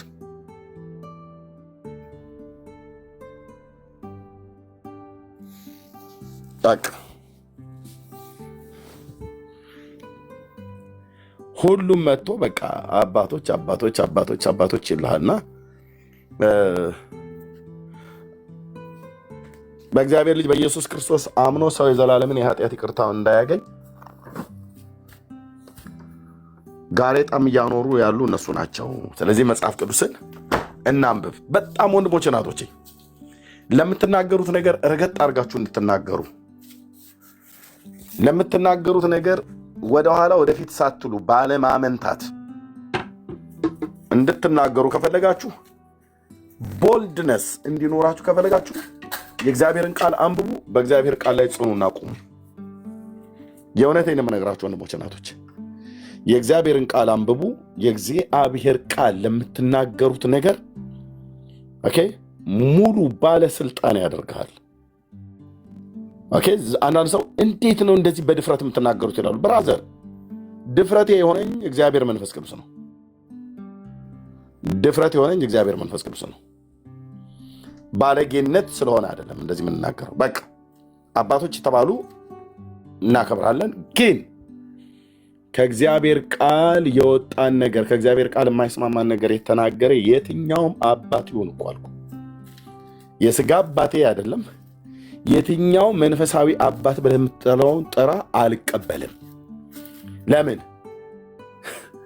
እኔ አንዴ ጴንጤዎቹ መጽሐፍ ቅዱስ አሳዩኝ፣ ይሄን የአምላካችን የእግዚአብሔር ቃል ብለው አሉ። ቀድሞም በኦርቶዶክስ ተዋሕዶ ቤተክርስቲያን ሳለው መጽሐፉን በመጽሐፍነት ደረጃ አውቀው ነበር በውጪ። ወደ ጴንጤዎቹ ጋር ስመጣ ግን አንብብለው እና አሁን ተበላሽታል ኤርሚያስ ብለህ ካልከኝ ለዚህ ብልሽት ተጠያቂዎቹ ጴንጤዎቹ ናቸው። እንዴት ሆነ ተበላሸ ብለህ ካልከኝ እኔ እንደተበላሸው አላምን። ኦኬ ተበላሽታል እንጂ ብለህ ካልከኝ እሺ የተበላሸው ታው በምንድን ነው? ይሄው ስትናገር በቃ መጽሐፍ ቅዱስ ላይ ብቻ ታርጌት አድርገህ ከዛ ውጭ ሌላ አትስሙ ብለህ ተናገር። ኦኬ ይሄ ቆንጅዬ መበላሸት ነው። አየህ ቆንጅዬ መበላሸት እንደዚህ ነው እንጂ ለዓለምና ለሲስተሟ ትበላሻለህ፣ ለሰው ስርዓት ትምህርት ትበላሻለህ፣ እምቢ ትላለህ ማለት ነው። አሰስገሰስ አልቀበልም። እቋሪ ውሃ አልጠጣም። የተላ የገማ የሸተተ አልጠጣም። ከምንጩ ጠጥቻለሁ ከእግዚአብሔር ቃል ማለት ነው። ሃሌሉያ! ሰውነቴን ሁሉ ወረረኝ። አንተ ከምንጩ እኮ ነው የጠጣሁት እንደዋለዋ የህይወትን ውሃ ወንዝ ካፈለቀልኝ ከጌታዬ ነው የተማርኩት። አለቀ በቃ። እቋሪ ውሃ አልኩ፣ የደፈረሰ ውሃ፣ በተረት የተጨማለቀ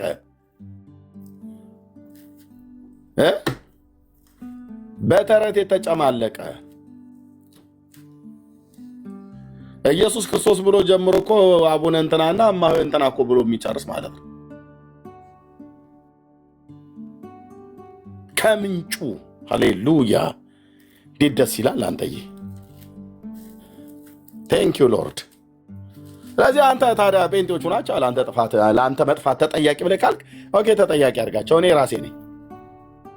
ብሉይ ኪዳንና አዲስ ኪዳን አንብብ ብለው ቆንጅዬ መበላሸት እንድበላሽ መከሩን። መጽሐፍ ቅዱስን አንብብ ከሱ ውጭ ወደ ግራም ወደ ቀኝም እንዳትል ብሎት ለነዌ ልጅ ለኢያሱ የነገረውን እናሳይህ። ቆይና ኤርሚያስ እዚህ ጋር ይኸውልህ እያነበብከው ነው። በኢያሱ መጽሐፍ ምዕራፍ 1 ቁጥር 7 እና 8 እያሉ እጄን እያያዙ አሳዩኝ፣ እንደዚህ እያልክ አንብብ አሉ። እኔም ደግሞ አንደኛ ባላገር ነኝ፣ አንድ ነገር አትንገረኝ፣ እንደዛው ነው የሚይዘው። ነገሩኝ። ከዛ ሴጄ ተጣድኩላ መጽሐፉ ላይ። ጌታዬ መንፈስ ቅዱስ ለዘላለም ስም ይባረክ አባዬ። ይኸው በጉልበቴም በልቤም ተንበርክኬ ያመሰግንሃለሁ። አሳዩኝ ጴንጤዎቹ መጽሐፍ ቅዱስን፣ ይሄንን አንብብ። ብሉይና አዲስ ኪዳን ይባላል፣ እነዚህ ነቢያት ናቸው እነ ኢሳያስ ምናምን ብሎ ሲሉ እንዳለ እዛ የተዘረዘሩትን አሳዩ። እዚህ ጋር ደግሞ አዲስ ኪዳን እያየሁ የጌታችን የመድኃኒታችን ኢየሱስ ክርስቶስ አዲስ ኪዳን ብለው እነ ማቴዎስ ማርቆስ የሚባል አለ፣ ሉቃስ ደግሞ አለ፣ ዮሐንስ አለ። እሱን ስጨርስ ደግሞ 24 ስራ፣ ሮሜ ያለ፣ ቆሮንቶስ ምናምን ነገር እና ዝም ብለህ ይሄንን አንብብ እና ጊዜ ወስደህ ጾም፣ ጸልይ፣ ጌታን ጠይቀው ይላሉ። ደግሞ ጌታን ጠይቀው ብሎ የሚባል ነገር እኔ አይገባኝም። የታቅላለሁ እኔ ጠይቀው፣ ጌታን ጠይቀው። ቀረብ ከጾም ከጸለይክ ካለቀስክ እሱ ፊት አልቀስ፣ ይሰማል። በእውነት ይሰማል አሉ ነገሩኝ። ይሰማል፣ የእውነት ነው የሚሰማ። ደግሞ ትሰማዋለህ። ድምፁ ደግሞ መስማት ብቻ አይደለም ይናገራል አሉ። በእውነት አለባቸው ተካ ይባላል። ይናገራል አለኝ።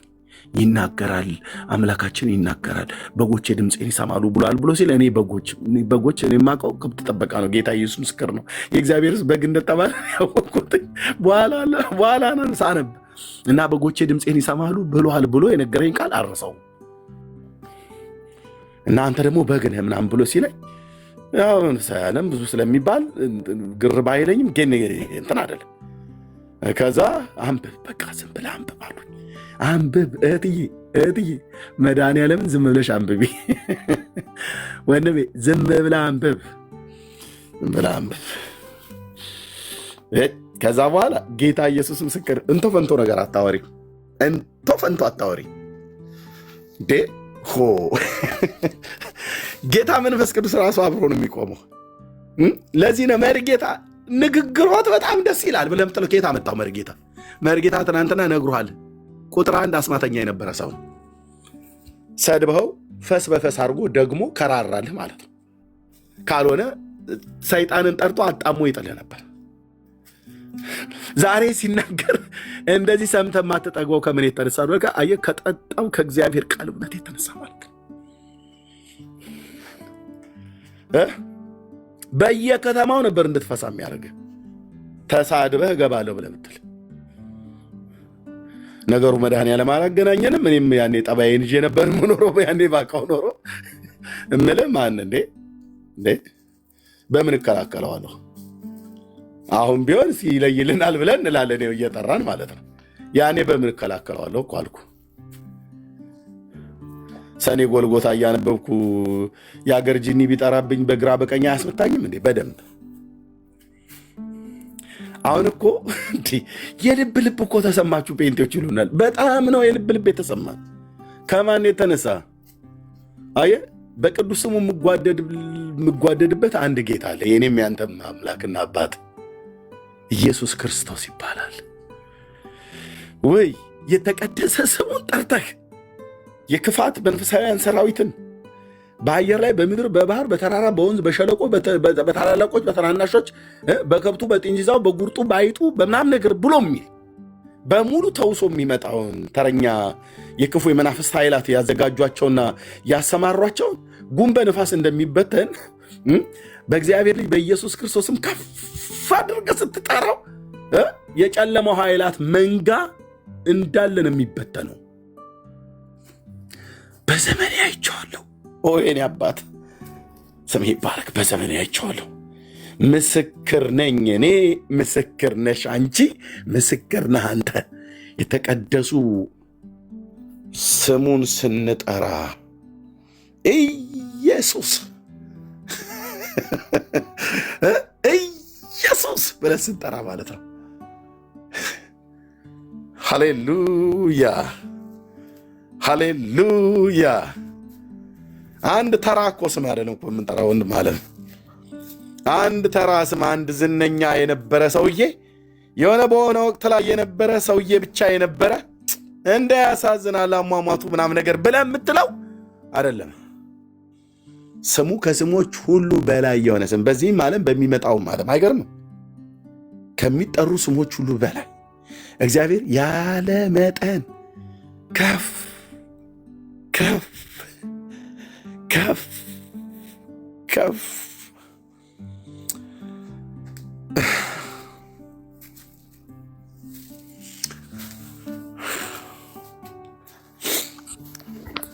አትን ለማሸነፍ ነው እኮ ኤርሚዬ። ቴንክ ዩ ሎርድ። ከስሞች ሁሉ በላይ ተደርጎ የተሰጠው አስማት ማለት ስሞች ማለት ነው።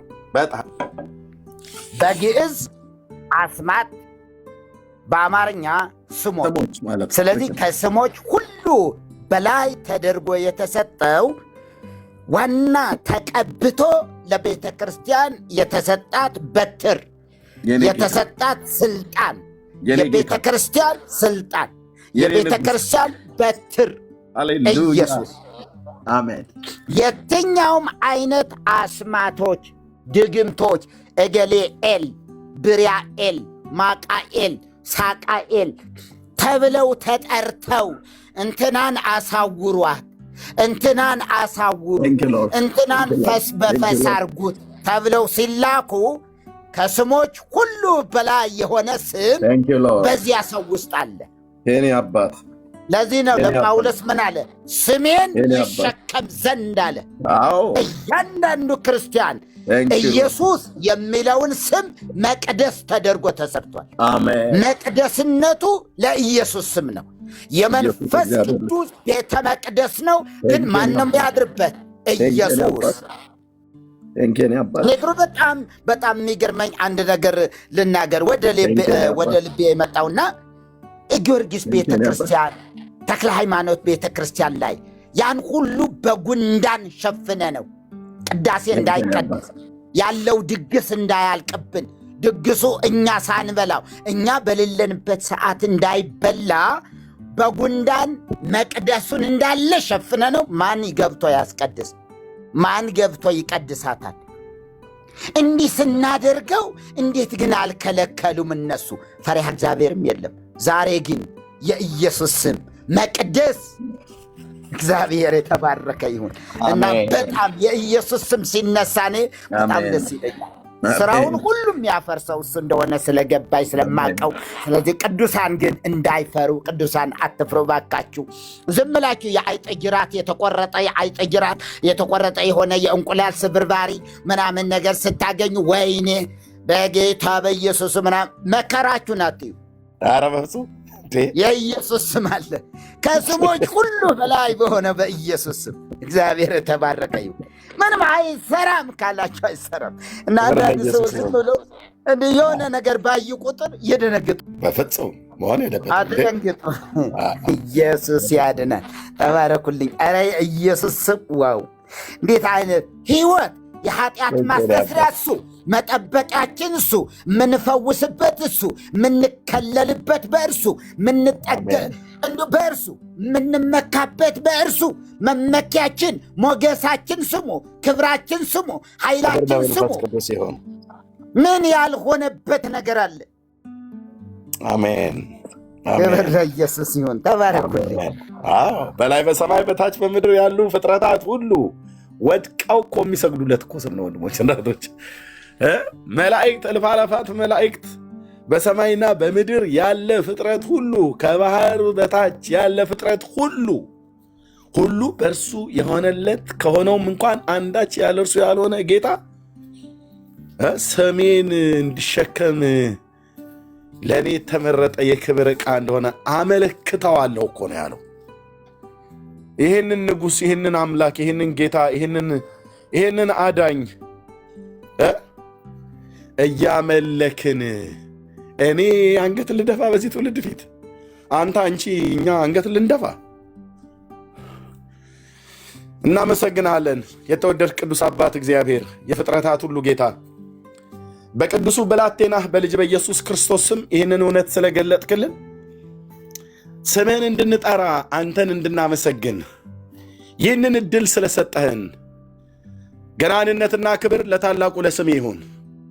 ለተፈራው ለተመሰገነው ስምህ እልፍ አእላፋት መላእክት ወድቀው ለሚሰግዱልህ ከስሞች ሁሉ በላይ የሆነን ስም ያስክ፣ ቅዱስ የሆነ ስም፣ ሕያው የሆነ ስም፣ የሚሰራ ስም። ይህን ስም ጠርቶ አማኝ ያሸንፋል እንጂ ተሸንፎ አያውቅም። በክፉ የመናፍስት ኃይላት ላይ ስምህን እንድንጠራ፣ በዚህም ገናናና ቅዱስ ኃይለኛ በሆነው በልጅ በኢየሱስ ስም እርኩሳን መናፍስት እንዲታዘዙ ቃልህ እንደነገረን በዚሁ በረኛው በኤርምያስ በመርጌታ በወንድሞቼና በእህቶቼ የተቀባው ልጅህን ኢየሱስ ክርስቶስን ስንጠራ አጋንንቶች ከሰዎች ላይ እየረገፉ ሲወጡ አይቻለሁ። እኔ ምስክር ነኝ። ሳልታገል በጧፍ ሳልደበድብ ሻማ ሳላበራለት ምሴን አምጣልኝ ብሎ እበትና አፈር ጭቃን ሳልጎትት ውጣ ብዬ ስለው በልጅ በኢየሱስ ክርስቶስ የስም ስልጣን ክፉ መናፍስቶች ከሰዎች ላይ ሲወጡ አንድ አይደለም፣ ሁለት አይደለም፣ ሶስት አይደለም፣ አራት አይደለም፣ አምስት አይደለም፣ ስድስት አይደለም፣ ሰባት አይደለም፣ 10 አይደለም፣ 20 ጊዜ አይደለም፣ ከዛ በላይ በዘመኔ አይቻለሁ። እንዴት ድንቅ ስም ነው! እንዴት ድንቅ ስም ነው!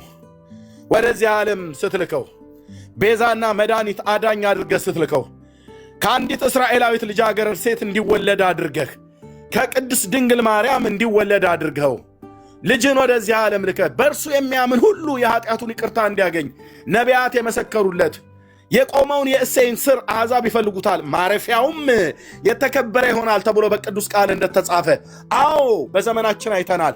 ኢሳይያስ ዛሬ ቀና ብሎ አይሰማኝም። ትንቢቱን ተናግሮ የዛሬ 2700 ዓመት አለፈ።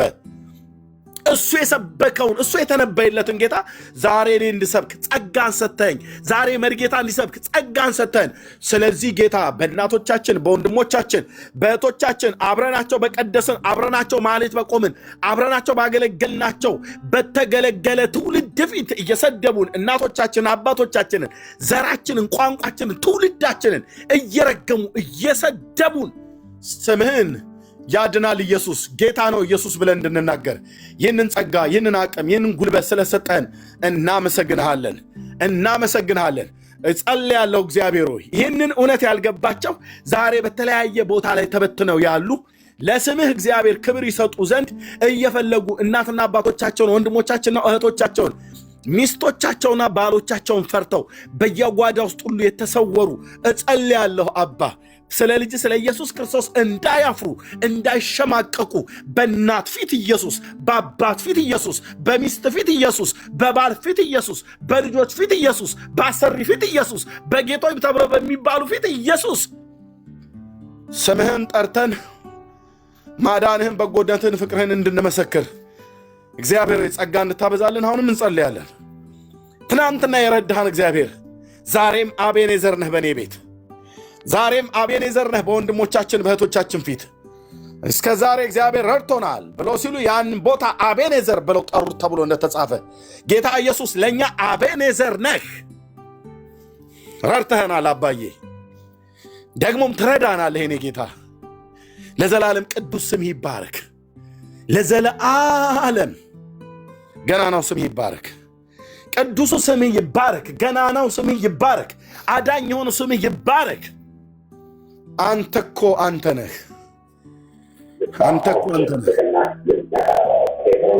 ክብር ለአንተ ይሁን። አንተ እኮ አንተ ነህ የኔ አባት። ለዘላለም ስምህ የተቀደሰ ይሁን። ለዘላለም ስምህ የተቀደሰ ይሁን። አንተ እኮ አንተ ነህ። እናመሰግንሃለን። ክብር ለአንተ ይሁን የኔ አባት። ያልዳኑ ሰዎች ወደ መዳን እንዲመጡ ይህንን እውነት እየፈለጉ ውስጣቸው እየፈለገ ብዙዎች ታስረው ብዙዎች እውነት እኮ ነው የሚናገሩት እኮ እውነት ነው፣ ግን እስከ ዛሬ ድረስ ሰድቤያቸዋለሁ እነሱን መናፍቃን ብዬ። እንዴት ትናንትና የሰደብኩትን ሃይማኖት አሁን ሄጄ እንዴት እጅ ልሰጣለሁ ብሎ በሚል ይሉኝታ ታስረው ያሉ የምናገረውን እውነት ግን ገብቷቸው መወሰን አቅቷቸው ፈርተው የተቀመጡትን ቅዱስ ቃል እንደሚናገር ዳን የአንበሳ ደቦል ነው፣ ከባሳን ዘሎ ይወጣል ተብሎ በቃል እንደተጻፈ እግዚአብሔር ሆይ ዘለው ካሉበት ድቅድቅ ጨለማ ውስጥ ዘለው ወደሚደነቅ ብርሃን ወደ ኢየሱስ ክርስቶስ ፍቅር መንግስት እንዲገቡ የምትረዳ አቅም የምትሰጥ ጉልበት የምትሰጥ አንተ ነህና እጅህ እንድትረዳቸው ጸልያለሁ። ቀኝህና የፊት ብርሃን ትብራላቸው። እግዚአብሔር በልጅ በኢየሱስም በጥያቄ ተወጥረው ተጨንቀው ዕለት ዕለት እዚህ እየመጡን እኛን የሚሰሙ ተደብቀው የሚሰሙን ከበስተኋላ በብዙ ሺህ ህዝብ ቁጥር ተደብቆ የሚሰማ ቢሃይንድ ባይሆነው የሚሰሙ ገብተው እዚህ ከሰሙ አትግቡ እዛ ቤት ብለዋቸዋል። እዚህ ከሚሰማን 420 ሰው በላይ ከበስተኋላ ተደብቀው የሚሰሙ በብዙ ሺዎች የሚቆጠሩ አሉ። ቢሃይንድ ባይሆነው የሚሰሙ እንደ ኒቆዲሞስ ተደብቀው የሚሰሙን መወሰን ያልቻሉ የምንናገረውን እውነት ግን የሚያደምጡ ጀምረን እስክንጨርስ ድረስ በቤታቸው ውስጥ ሆነው የሚያደምጡ ከባሎቻቸው ተደብቀው የሚያደምጡ ሚስቶች፣ ከሚስቶቻቸው ተደብቀው የሚያደምጡ ባሎች፣ ከወላጆቻቸው ተደብቀው የሚሰሙ ልጆች፣ ከልጆቻቸው ተደብቀው የሚሰሙ ወላጆች፣ ከአሰሪዎቻቸው ተደብቀው የሚሰሩ ሰራተኞች እግዚአብሔር ሆይ በየስም አድራሻቸው ለሕይወት የሚሆን ንስሐን እንድትሰጣቸው በስምህ ጸልያለሁ። በልጅ በክርስቶስ ኢየሱስ በኩል የተገለጠው ፍቅር በልባቸው እግዚአብሔር ሆይ ይፍሰስ። በዚህ ፍቅር ጉልበት ይማረኩ። እግዚአብሔር ድንገት ኃጢአተኝነታቸው ታይቷቸው ያንተን ጻድቅነት አውቀው ወደ ልጅ ወደ ኢየሱስ ክርስቶስ ፊታቸውን እንዲያዞሩ ሕይወታቸው ለታመነ ለእግዚአብሔር አደራ አሳልፈው ጌታን እንዲቀበሉ እንድትረዳቸው እንለምናለን። ክብር ላንተ ይሁን የኔ አባት፣ ክብር ላንተ ይሁን። ቴንክ ዩ ሎርድ የኔ አባት፣ ክብር ላንተ ይሁን፣ ክብር ላንተ ይሁን፣ ክብር ላንተ ይሁን። ጊዜያችንን ስለባረክልን እናመሰግናለን። ጻድቅና ገናና በሆነው በልጅ በኢየሱስ ክርስቶስ ቅዱስ ስም ጸለይን። አሜን አሜን። ተባረኩ ወገኖቼ። በጣም ነው ደስ ያለኝ። መርጌታ ጌታ እግዚአብሔር ዘመንን ይባርክ። ወንድሞቼ ናቶቼ ጌታ እግዚአብሔር ዘመናችሁን ይባርክ። መጽሐፍ ቅዱስን አንብቡ። የዳናችሁ መዳናችሁን አጥብቃችሁ ያዙ። ያልዳናችሁም ወደ መዳን እንድትመጡ ዛሬም የዋሁ ቅዱሱ ጌታ አዳኙ ጌታ ሩህሩህ የሆነ ጌታ ኢየሱስ ክርስቶስ ይወዳችኋል ብለን እንነግራችኋለን። ክብር ለጌታ ይሁን። እዚሁ ላይ ነው የምጨርሰው። አንድ ሰው ደጋግመ ጥያቄ ጠይቀኸኛል። እኔ ዳውንሎድ አድርጌው ነው እዚህ ያለ የእጅጋየሁ ፎቶ ማነው ቪዲዮ አዶን ነው እንዴት እንደምልክልህ የወይዘሮ እጅጋየሁ ቪዲዮ እዚህ እኔ ጋር አለ። ምን ላይ እንዳገኘሁት አይዶን ነው። እኔ ግን ዳውንሎድ አድርጌው በወቅቱ አስቀምጨዋለሁ። እሺ ደጋግመህ ስለጠየቀኝ ቪዲዮውን ምናልባት ላታገኘው ትችላለህና እኔ እዚህ ላሰማህ። ሪካርድ አድርገው። ዝግጁ ነህ ለሪካርድ? ስምህ ራሱ ምንድነው? ገጀራ ነው ብሎ የሚለው ገጀራው። ዝግጁ ነህ ሪካርድ ለማድረግ?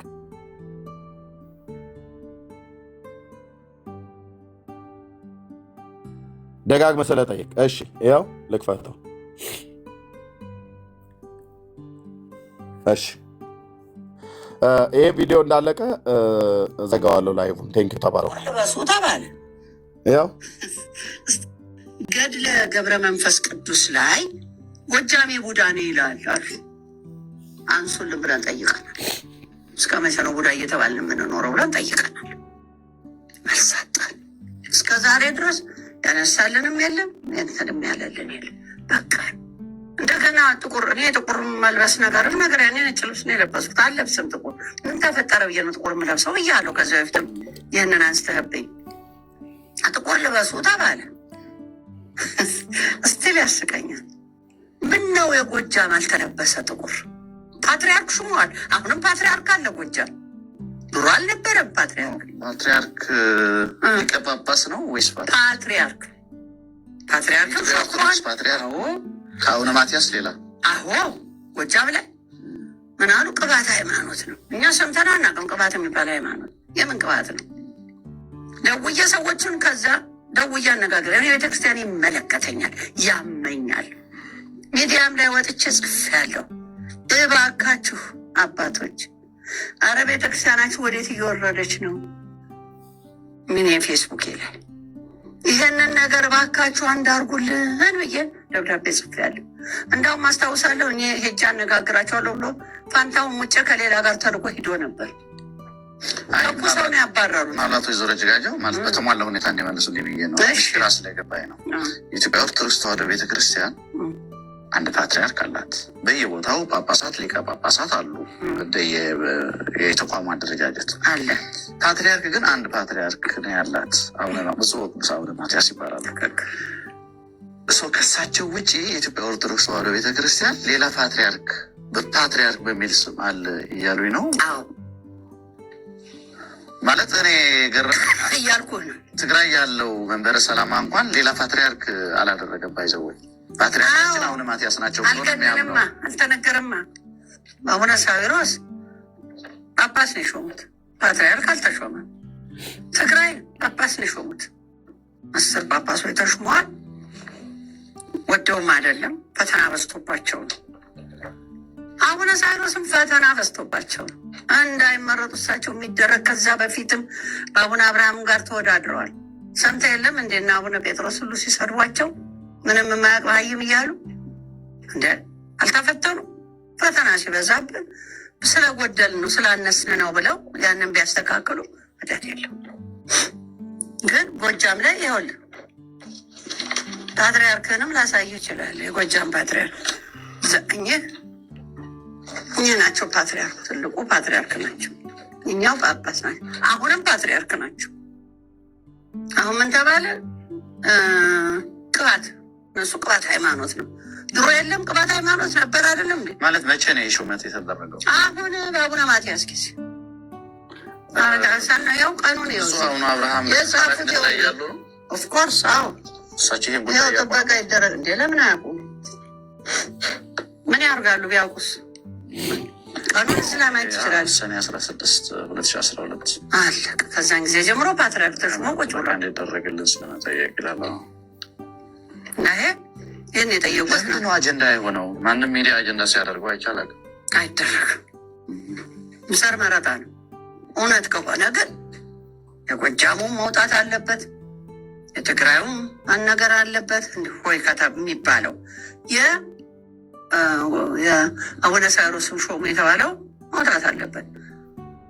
ጳጳስ 3 ጳጳስ ሆኑ መሾም ይችላሉ። የአቡነ ሳዊሮስ ጉዳይ በጣም ነበር አነጋጋሪ የነበረው ብቻ ሳይሆን ኢትዮጵያ ኦርቶዶክስ ተዋሕዶ በመላ ሀገሪቱ ጥቁር ሁሉ ተለብሶ ቤተክርስቲያን ማቅለበሰች፣ ኦርቶዶክስ ማቅለበሰች ተብሎ ብዙ ነገር ነው የተባለው። እንግዲህ 25 መሰሉ እንግዲህ የኤጲስቆጶሳት ምርጫ ተደረገ ነው የተባለው። የፓትሪያርክም አይደለም። የትግራዩ የመንበረ ሰላማም ያው የራሱ ሂደት አለው። ቅድም እንዳሉት ከብዙ ሙከራ በኋላ ሰሚ ጠፍቶ ብዙ ርቀት ሄደው ነው እዛ ደረጃ ላይ የደረሱት። እሱም ይታወቃል። ይሄ ጉዳይ ግን በጣም ነበር አጀንዳ የነበረው። እነዚህ ሁለት ነገሮች ለምሳሌ እና አቡነ ሳዊሮስ መጀመሪያ የጀመሩት ወዲሷ የተደረገው እንቅስቃሴና የትግራይ የመንበረ ሰላም፣ ከዛ በላይ ደግሞ ፓትሪያርክን የሚያክል በአንድ ሀገር ውስጥ ወይ ሌላ ሃይማኖት ከሆነ አንድ ነገር ነው። በኢትዮጵያ ኦርቶዶክስ ተዋሕዶ ቤተክርስቲያን ግን አንድ ፓትሪያርክ ነው ያለው። በተለየ ሁኔታ ሲደረግ በምን መልኩ ትሪት አደረገችው የኢትዮጵያ ኦርቶዶክስ? ምን ይመስል ነበር? እኔ እንግዲህ እስከማውቀው ድረስ ነው ማወራ። ይህንን ልክ እንዳየሁ በጣም አዘንኩኝ። ከሆነ ከነኝ ከፈራሚዎቹ መሀል ማውቃቸው ጋር ደወልኩኝ። ምን እየተሰራ ነው? ምን ሆናችሁ? ለምንድን ነው? ቤተክርስቲያኔ ነው፣ ሁሉም ሀገሬ ነው። ጎጃምን ብዙ ስራ ሰርቻለሁ። ስለዚህ ሀገሬ ነው፣ ኢትዮጵያዊ ነኝ። ምንድን ነው የመለሱልኝ? እኛ ከአቡነ ጳውሎስ ጊዜ ጀምረን እናታችን ብዙ ነገር ይስተካከል ብለን ጠይቀናል ያሉ ለእኔ ነው። ጠይቀናል። ስንጠይቅ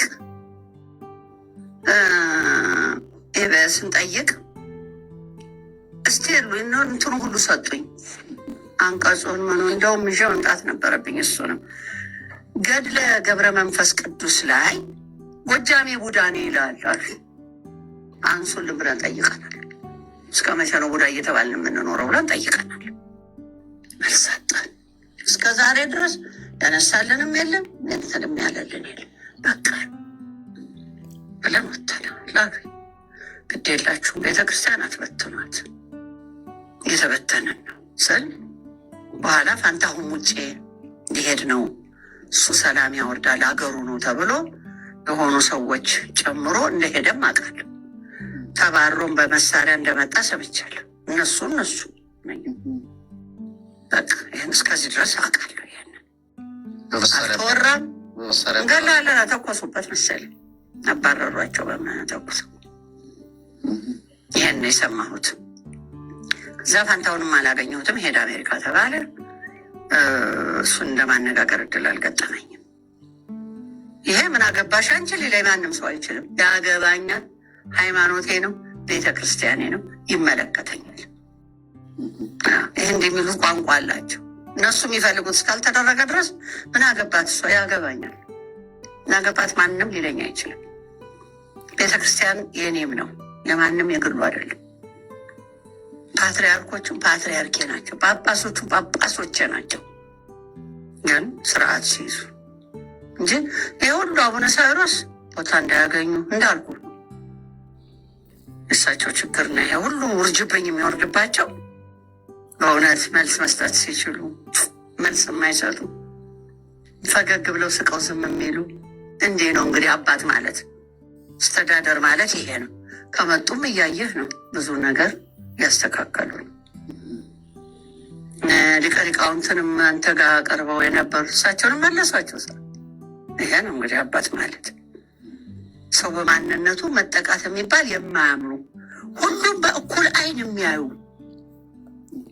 ሁለቱ ደግሞ ተግባብተው ጥሩ ስራ ሊሰሩ የሚችሉ ተመርጠዋል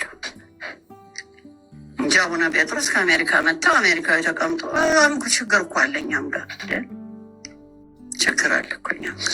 አዎ ምናልባት አቡነ ጴጥሮስ ላይ የሚነሳው አንዱ ጉዳይ ከዚህ በፊትም በተደጋጋሚ አንስተነዋል። ይህን ጉዳይ አባት ነው መምሰል ያለበት፣ ፖለቲከኛ ደግሞ ፖለቲከኛ ነው መምሰል ያለበት፣ ሁለቱ መቀላቀል የለበትም የሚል ነው። እንግዲህ ሁለቱም ላይ ነው ጥያቄ ይነሳ የነበረው። የኢትዮጵያ ኦርቶዶክስ ተዋሕዶ ቤተክርስቲያን የጠቅላይ ቤተ ክህነት ስራ አስኪያጅ ብፁዕ አቡነ አብርሃም ነበሩ። ዋና ጸሐፊ ደግሞ ብፁዕ አቡነ ጴጥሮስ ነበሩ። አሁን እነዚህ ናቸው እንግዲህ ብፁዕ አቡነ ሳዊሮስ እና ብፁዕ አቡነ ዲዮስቆሮስ የተተኩት።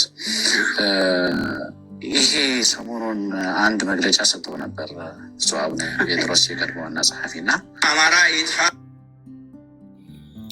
እሺ ይሄ ነው ቪዲዮ፣ ሪካርድ አድርጋችሁት ከሆነ ይሄ ነው ቪዲዮ።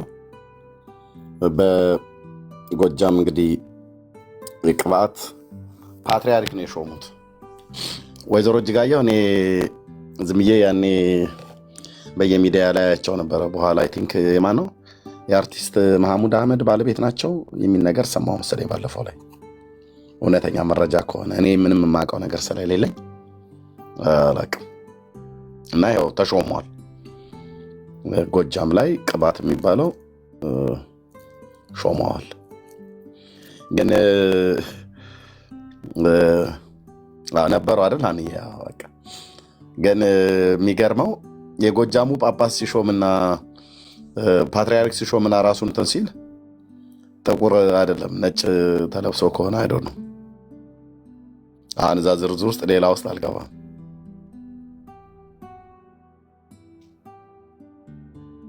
እዛ ጳጳስ ሲሾም ፓትርያርክ ሲሾም ጳጳስ አልፎ ቤተክርስቲያኒቱ ለሁለት ተከፍላለች ማለት ነው። ምንም ጥቁርም ልበሱ ቀይም ልበሱ አልተባለም። በጣም ብዙ ነገር ነው ያለው እና ጌታ እግዚአብሔር ይባርካችሁ። ምድራችንን እግዚአብሔር ይፈውሳት እና እኛ ደግሞ በተፈወሰ ልብ ማገልገል አለብን። ጸጋ ይብዛላችሁ። ተባረኩ። ጸጋና ሰላም ከሁላችሁ ጋር ይሁን። ሰላሙ ነው። እርምዬ ተኛ። በቃ ተባረክ። እንደምን የታየች ይባርክ። አሜን። ቴንክ ዩ